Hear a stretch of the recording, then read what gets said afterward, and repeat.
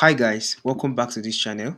In today's video, I'll show you how to fix PHP installation appears to be missing the MySQL extension which is required by WordPress.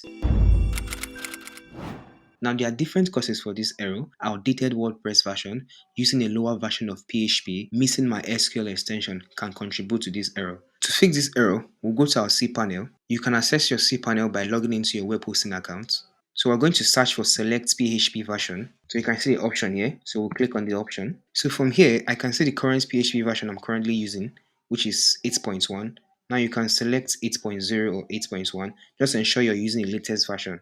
8.0 or 8.1 is okay. Then I'll go to extensions. So here you can also select your PHP current version. So mine is 8.1. So I will scroll up. So now we can see these two options here and ensure that these options are enabled.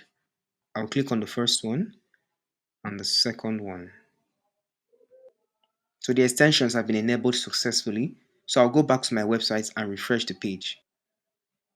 So with this guys, we successfully fixed this error. Now if this method doesn't work, feel free to contact your web hosting provider to help you fix this error. So thank you guys for watching today's video. I hope today's video has helped you out. Like, subscribe and share. Thank you guys.